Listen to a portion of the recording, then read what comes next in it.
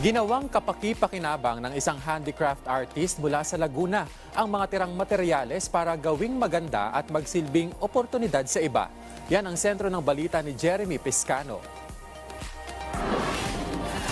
Sa San Antonio, Pila, Laguna, isang maliit na handicraft shop ang tahimik na umuunlad. Hindi lang sa kita kundi pati na rin sa isang layunin. Tinatawag itong Rolyo Likha Handicrafts at iba pa.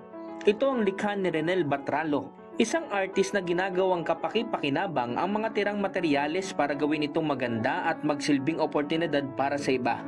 Naging inspiration yan sa akin para masabi ko sa sarili ko na one day, itong mga jari na to ay makakatulong sa akin, hindi lang sa akin, soon or later, na magiging negosyo ko pagdating na araw. Kaiba sa tipikal na negosyante, hindi niya tinitingnan ng iba bilang kompetensya, kundi nakikita niya sila bilang mga katawang. Sabi ni Batralo, alay niya ang pangalang Rolyo Likha kung saan siya nagsimula.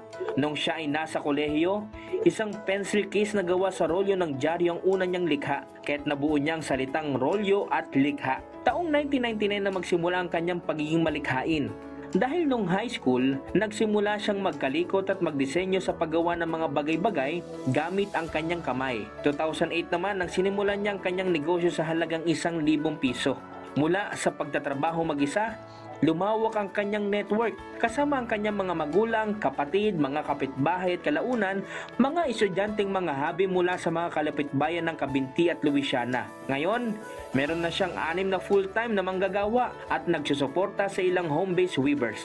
Kabilang na mga taong may kapansanan, mga senior citizen at mga estudyante, pati na rin ang kanilang mga asawa ay tumutulong. Isa itong patunay na pwedeng kasama ang komunidad sa pagnenegosyo, kung saan ang tagumpay ng isang negosyo ay tagumpay ng lahat. Jeremy Piscano, para sa Pambansang TV, sa Bagong Pilipinas.